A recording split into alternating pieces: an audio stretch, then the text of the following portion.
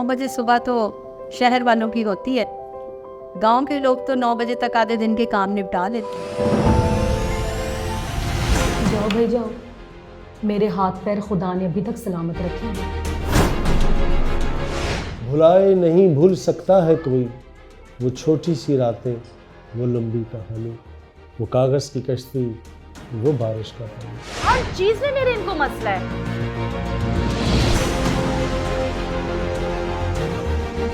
Tension तो होती है ना भाई। पैसों की इतनी अहमियत तो नहीं है जिंदगी से ज्यादा। क्या हुआ तानिया, क्या सोच रही हो? अब देखना, इन लोगों की लगामें तो सिर्फ मैं ही खींचूंगी। लेकिन हालात तो वाक़यात ने ऐसे रवैयों को चेंज कर दिया है, अब लगता है सिर्फ सपने अपने होते हैं, अपने सपने होते हैं।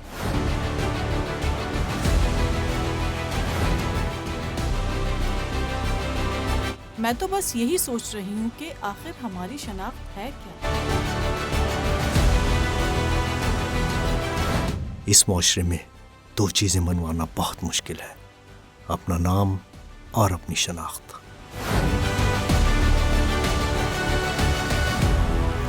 क्योंकि यही तो है